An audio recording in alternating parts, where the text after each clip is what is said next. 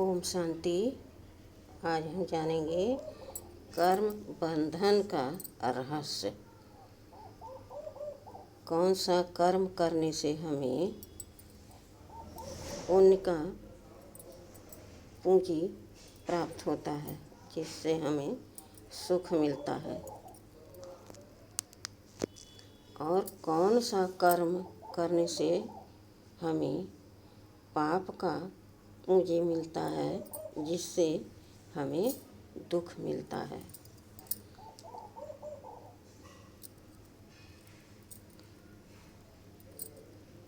एक व्यक्ति बीज बो रहा था, किसका? आम का। और उधर से कोई आया तो बोला, अरे भाई, आप तो इतने बुजुर्ग हो, अब आम लगा रहे हो, इसका फल कब खाओगे, कब फलेगा ये? बुजुर्ग भाई ने बोला, अरे भाई, हमारे बाबा ने आम लगाया था तो हमने तो खाया, हमारे पोते भी खा रहे हैं। इसी तरह से हम लगा रहे हैं तो हमारे बेटे भी खाएंगे और हमारे पोते भी खाएंगे।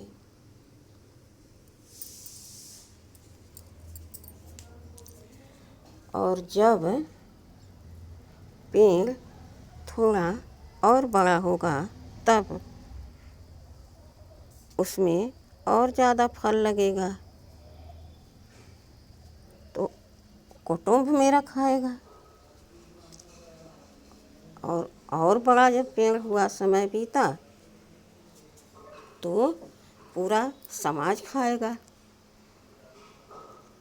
तो है ना बुद्धि की बात। वह व्यक्ति खुश हो गया और कहा, वाह भाई, मान गए तुम्हारी बुद्धि को हम। अब देखिए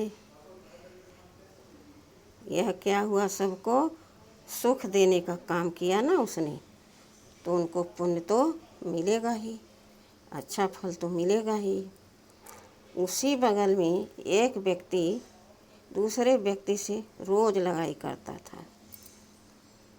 लड़ाई करते करते वह बहुत परेशान हो गया। थोड़ा दूसरे व्यक्ति से वो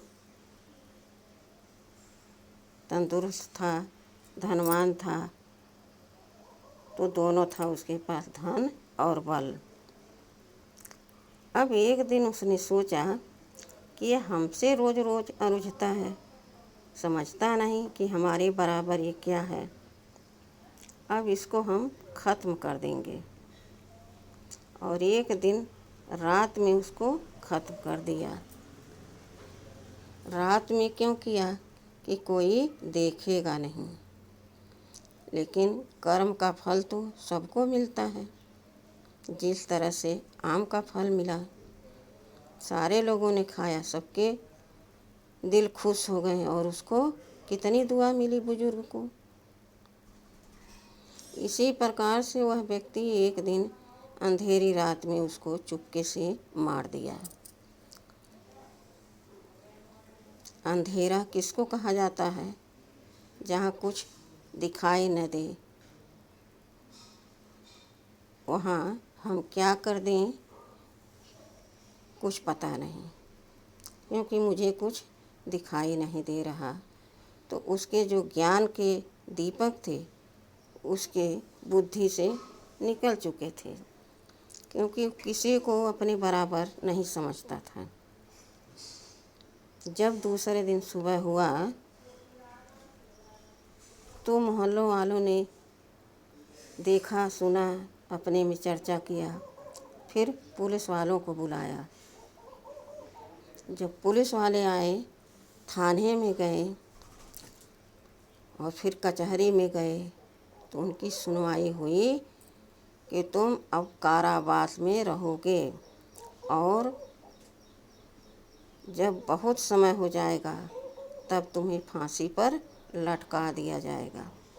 अब तुम घर नहीं जा सकते हो। अब उस व्यक्ति को ग्लानि होने लगी, पश्चाताप होने लगा। अरे मैंने क्या किया? मैंने तो सोचा कि मेरे रास्ते का जो ये रोज़ रोज़ का खिटखिट है ये हट जाएगा, लेकिन मैं तो खुद ही जेल में आ गया। इस तरह से कर्मों का फल बढ़ता है और बढ़ता ही जाता है, चाहे पुण्य का हो चाहे पाप का। अब देखो उस व्यक्ति ने क्या किया, हत्या किया ना, तो उसको पाप का भागी बनना पड़ा। अब देखो कितने मिलिट्री वाले फौजी भाई हमारे खड़े रहते हैं सीमा के बॉर्डर पर, और दूसरे राज्य में 4 खूंखार बदमाश रहते हैं जो इन फौजी भाइयों को वहाँ पर रहने नहीं देते। कहते हैं तुम इस राज्य को छोड़कर चले जाओ, यहाँ तुम्हें हम ड्यूटी नहीं करने देंगे, ये मेरा राज्य है। अब उनको तो ड्यूटी करनी है, भला उनको कौन हटाएगा? अब बदमाश हटा दें, डाकू हटा दें, तो पुलिस वालों का कहाँ काम रहेगा? इसलिए उन्हें अपनी ड्यूटी तो करनी ही थी। एक दिन वह 4-5 जितने खूंखार बदमाश थे, सारे फौजियों को कंधे पर हाथ धर के कहने लगे, तुम लोग यहाँ से चले जाओ, वरना तुम सबको मैं गोलियों से भून दूंगा। सारे फौजी डर गए और आकर के अपने हेड से बोले, सर वह मार डालेगा, बहुत बदमाश है वो, हम सबको धमकी दे दिया है, आप वहाँ जाना नहीं और हम लोग भी नहीं जाएंगे। अब क्या कर सकते हैं, जान थोड़ी देंगे। अब जान देने के लिए तो मिलिट्री में ही ड्यूटी मिलती है। अगर जान की परवाह करें, बाल बच्चों की परवाह करें, तो जान जोखिम में डाल कर ये नौकरी ही क्यों स्वीकार करें। पूर्व जन्मों से उनका यह संस्कार होता है, मैं अपने देश की रक्षा करूंगा। पगार भी मिलती है मानो, लेकिन सब तो नहीं जाना चाहते। अब वह भाई तैयार हो गया और आगे आगे अकेले निकलने लगा। सारे फौजी भाई उसके पीछे चलते रहे, मना करते रहे, लेकिन वो नहीं माना। जैसे वहाँ पहुँचे सारे फौजी वाले, तो वो बदमाश खूब हंस हंस की बात कर रहे थे। आ गए तुम, नहीं माने, क्यों जान गंवाना चाहते हो, चले जाओ। तभी बड़ा कमांडर जो था वो धीरे से गोली भर के और उनके ऊपर तान दिया और वो धराश हो गए, गिर गए धरती पर। यह देख सारे बदमाश उसको उठा कर ले जाने लगे, अरे जल्दी चलो अस्पताल में, नहीं तो भाई की जान चली जाएगी। जैसे सारे बदमाश झुके तो सारे फौजियों ने उनको एक एक करके मार दिया और वह जगह एकदम शमशान की तरह बन गया, सन्नाटा छा गया। और उसी समय वहाँ पर झंडा लहराने लगा, जय जयकार होने लगी, मेरी विजय हुई, मैंने बदमाशों को मार दिया। अब देखिए, एक किसी का कत्ल किया, ख़त्म किया, तो जेल में गया, लेकिन जज ने क्या कहा, जान के बदले जान, इसको जेल में रखा जाए और उसके बाद इसको फांसी पर लटका दिया जाए। लेकिन उस जगह पर देखो जहाँ करोड़ों की जान बच गई, माल टाल सब सुरक्षित रह गया, वहाँ पर 4 लोगों की जान गई, तो इसमें पाप नहीं लगा। वहाँ उनको अवार्ड मिलता है, पुरस्कार मिलता है, उनका नाम हो जाता है। अंतर देखो है ना।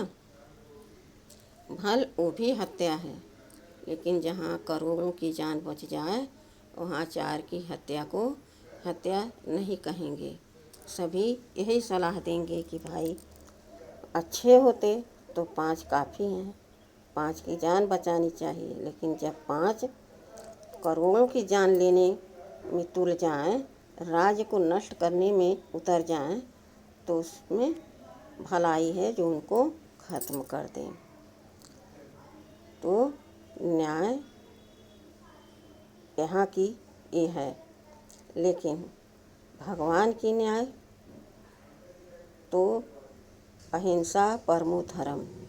भगवान जब अपनी संतान के लिए अपना स्वराज देते हैं, स्थापन करते हैं, स्वर्ग की राजधानी, तो पाठ पढ़ाते हैं बच्चे, अहिंसा परमो धर्म।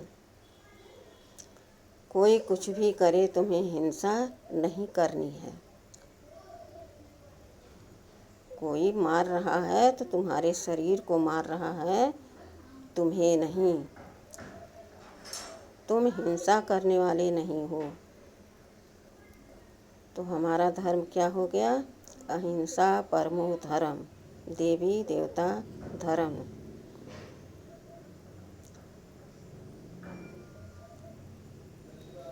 एक राजा होता है, जब दुराचारी होता है और उसके राज में बहुत सारी प्रजा होती हैं, लेकिन वह राजा हर एक दिन किसी न किसी का जान मरवा देता है अपने सिपाहियों से। क्यों? क्योंकि उसके पसंद का काम नहीं करता। कहीं गलत हो गया, कहीं देर हो गया, तो वो उसको क्षमा नहीं करता। कहता मेरे राज में कोई कुछ गलती करे और हम उसे क्षमा करें, ये हो नहीं सकता। शासन काल का राज जिसे कहा जाता है। और हमारे सतयुग में शासन नहीं होता है, प्यार होती है, ममता होती है, दुलार होता है ना।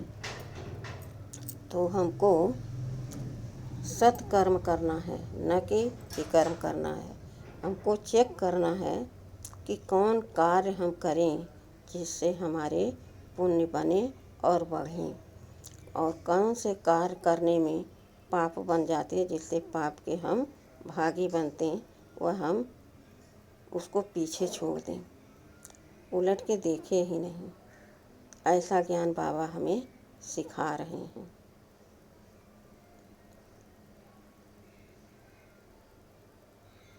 हमारे भारत में ही कितने गुणी कितने अवगुणी होते हैं, लेकिन जब बाबा आते हैं तो जो पूर्व पहले के गुणी होते हैं, अर्थात देवता धर्म के होते हैं, वही बाबा को पहचानते हैं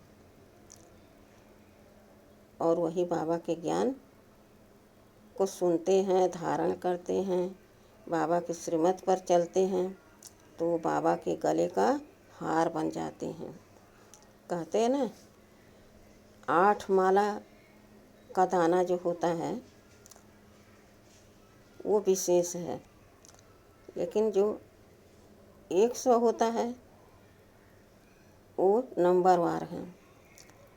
उनमें मम्मा, बाबा और फिर शिव बाबा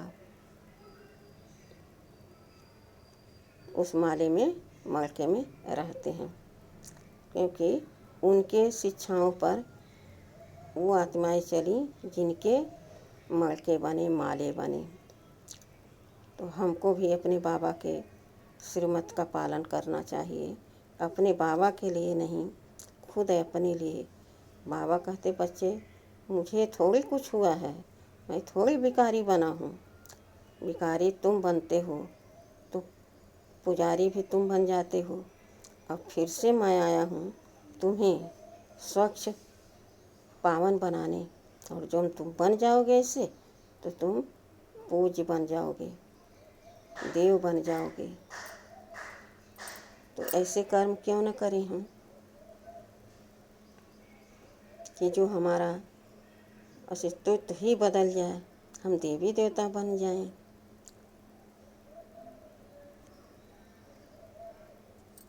बाबा ने कहा बच्चे अपने आप को चेक करते रहो रोज रोज।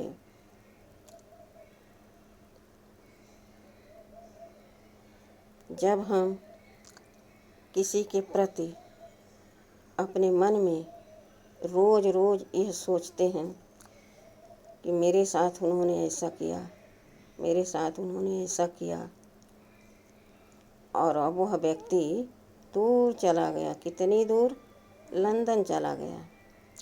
अब तो दूरियां हो गई, तो अब तो शांति होनी चाहिए ना, लेकिन और ही अशांति होता जा रहा, क्योंकि सोते जागते उठते बैठते चलते फिरते हम क्या चिंतन करते हैं, उन्होंने हमको इस तरह से ऐसी बात कही, उन्होंने मेरी इतनी अच्छी कीमती चीज़ हमसे छीन ली, उन्होंने जो किया वह बहुत गलत किया, हमने उनको छोड़ दिया इसलिए कि छोड़ो जाने दो, कौन बवाल बढ़ाए आगे। लेकिन अब की बार अगर लौट के आए तो मैं उन्हें छोड़ूंगा नहीं। इस तरह से मेरा रोज रोज चिंतन चलता रहा, और एक दिन वो समय आया कि परिवार में कोई कार्यक्रम हुआ और उनको निमंत्रण दिया गया, और वो आ गए। उस जगह पर जब हम पहुँचे तो हमने कहा कैसे हो? उन्होंने भी कहा ठीक हूँ। आगे हम बढ़े तो मेरे साथ जो थे वो बोले अरे तुम तो बड़ी बड़ी बातें करते थे, और आज जब सामने आए मौका मिला तो तुम कुछ बोले ही नहीं। कहने लगे अरे बोलने कह रहे हो, अभी इनको हम जो कहो वो कर दें, समझ में आ जाएगा इनको। यह सुनते ही वह व्यक्ति बोला क्या करोगे तुम, तुम्हारे में हैसियत है, आओ करके दिखाओ। और दोनों में हाथापाई हो गई। अब उसके बाद खूब लड़ाई हुई और फिर वो दोनों लंदन चले गए। अब जो पहले चिंतन चलता था विकार बनता जाता रहा मन में, मन एकदम अशांत होता जा रहा था कि कब हम उसको ऐसा करें जो हमारे जी को चैन मिले। अब वो ऐसा बढ़ गया और बढ़ गया कि अब तो इनकी नींद हराम हो गई। मैंने व्यर्थ में उनसे पंगा ले लिया। अब ये अपने आप से पश्चाताप करने लगे। मैंने व्यर्थ में ही आगे बात बढ़ाया, सबके सामने मेरी बेइज्जती हो गई। अब इनकी बुद्धि हर समय पश्चाताप की अग्नि में जलती रही। फिर उसको समझ में आया कि चलो माफ़ कर देते हैं, माफ़ी मांग लेते हैं, लेकिन उनके सामने माफ़ी कौन मांगे, ऐसे तो हम माफ़ कर देते हैं। मन ने कहा पक्का, निर्णय एकदम सटीक है। मन ने तुरंत दौड़ के गया और वहाँ उनको संदेशा दिया। किसको? उस व्यक्ति के मन को, और उसका मन अपनी बुद्धि को दिया कि उसका मन आया हुआ है, यह संदेशा लाया है। उस व्यक्ति का मन क्या कहा, जाओ जाओ कह दो मैंने माफ़ किया, आइंदा से ऐसी गलती ना करें, सामने से किसी की बेइज्जती ना करें। फिर उसका मन आया और इस व्यक्ति के मन से कहा कि हमारी बुद्धि बोल रही है कि मैंने माफ़ किया और जो हुआ भूल जाओ। फिर वो मन आया, अपनी बुद्धि से बोला कि उन्होंने माफ़ कर दिया आपको और आपने भी माफ़ कर दिया। अब उनके बारे में बुरी सोच से बात संकल्प मन में मत लाना। बुद्धि ने कहा ठीक है। उस दिन से बुद्धि एकदम फ्री रहने लगी, हल्की रहने लगी और निर्णय सही लेने लगी। तो हमें अपने मन को, अपनी बुद्धि को हल्का रखना पड़ेगा, तभी हम अच्छी बात धारण कर पाएंगे और अच्छे कर्म के भागी बनेंगे हम। इसी तरह से बाबा ने कहा, बच्चे जो आताताई बच्चे होते हैं, तो माता पिता जब पैदा होते बच्चे तो कितना सुख देते हैं, लेकिन बच्चे जब बड़े हो जाते हैं तो माता पिता उनको बोझ लगने लगते हैं। ऐसा लगता है कहाँ कर दें इनको, तिरछी निगाहों से देखेंगे, गलत सलत बोलेंगे, खुश नहीं रहेंगे। अब कितना बड़ा पाप है, कर कौन रहा है? कर तो आत्मा रही है ना। एक आत्मा ने अपनी औलाद के रूप में तुम्हें किस तरह से सुख दिया, मेरा बच्चा कह करके दूध पिलाया, खिलाया, पाला पोसा, जो भी उसके पास था उसने तुम्हें दिया ना। लेकिन एक व्यक्ति के 5 बच्चे थे। अब 5 बच्चे माता पिता को देखना नहीं चाह रहे थे। इसका तो अर्थ यही हुआ ना कि 5 कुएं का पानी एक कुएं में समा जाता है, लेकिन एक कुएं का पानी 5 कुएं में नहीं समा पाता, क्योंकि उसमें जगह ही नहीं है। कौन सी जगह? प्यार की, ममता की, दुलार की। जिस तरह से माँ बाप ने अपने बच्चों को प्यार दिया, दुलार किया, तो जब बुजुर्ग हो गए तो बच्चा और बूढ़ा में कोई ज़्यादा फर्क नहीं होता है। तो ये भी तो पाप है।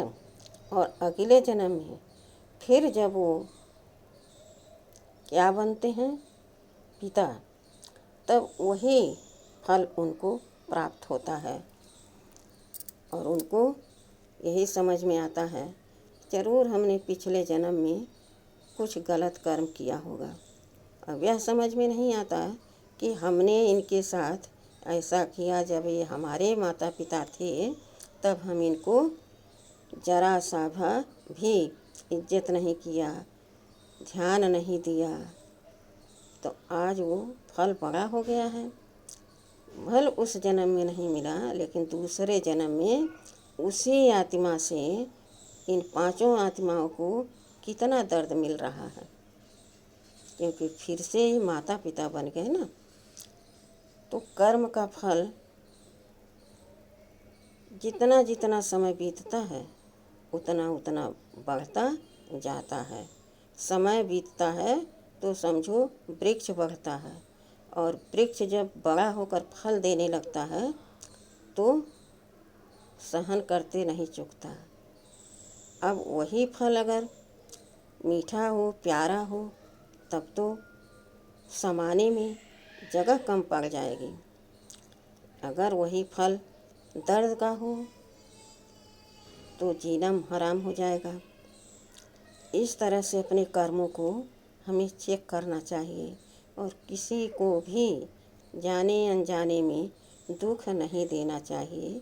ये अभ्यास कर लेना चाहिए कि हमें किसी को भी दुख नहीं देना है। अब घर परिवार में है, कोई बात नहीं मानता, कोई काम नहीं सही से किया, किसी ने हमें कुछ दिया नहीं, सही से बोला नहीं, तो ये सब कर्मों का हिसाब किताब चुकतू हो रहा है। ऐसे हम अपने को हल्के रख सकते हैं। अच्छा, ओम शांति।